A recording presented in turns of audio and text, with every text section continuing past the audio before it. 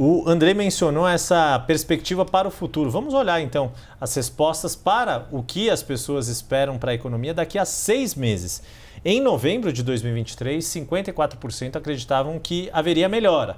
Em janeiro, esse índice foi a 52%, depois 50% em março, voltou aos 52% em maio e agora está em 49%. São oscilações geralmente dentro da margem de erro, mas que tem uma pequena uma tendência de queda. Por outro lado, quando a percepção é de que a economia vai piorar, eram 32% em novembro, chegaram a 37% em janeiro, 42% no pior índice. Em março passado, voltaram para um patamar bem inferior, 33% em maio e agora em junho, 41%. Quem acredita que a economia vai ficar igual? Novembro, 15%, janeiro, 11%, depois 9%, em maio voltou aos 15% e em junho, 10%. Andrei, quando a gente olha esses dados, ainda há um saldo positivo de mais otimismo do que pessimismo em relação à economia, mas esse saldo está se estreitando, que é um pouco o que você falou, de ser contraintuitivo. Aí eu vou voltar então à pergunta nesse sentido. Então motivo de preocupação para o governo neste momento, embora haja uma percepção de melhora do atual momento, mas essa redução do otimismo é muito em função desses ruídos todos que a gente viu na economia ao longo desta semana? Acredito que sim. Existe um noticiário sobre a política econômica bastante negativo ao longo das últimas semanas.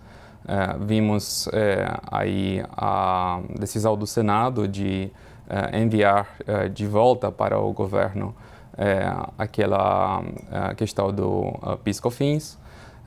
E, além disso, temos toda uma inquietação do setor produtivo com uma tendência de aumento de arrecadação através de subida de impostos. E o mercado financeiro se queixando. O mercado financeiro está se queixando fiscal. E a gente está vendo o dólar, né, chegar, acho que hoje foi o recorde, chegando em 5,46. A gente tem visto, tem acompanhado uma semana de sucessivos recordes aí de alta durante o governo Lula. Então, todo esse noticiário negativo não teria como não impactar de alguma forma também a opinião pública. Aqueles brasileiros que sentem que a situação econômica está melhor, igual vimos no primeiro quadro, também tem esse receio de que talvez essa situação não seja sustentável pela frente. E nisso, então, eles estão observando todo esse clima bastante tenso entre os poderes, com a disputa entre o Congresso e o governo, também tenso do ponto de vista do relacionamento cada vez mais beligerante entre o Banco Central, representado pelo Roberto Campos Neto, e o Lula. As críticas do Lula vêm sendo cada vez mais agressivas.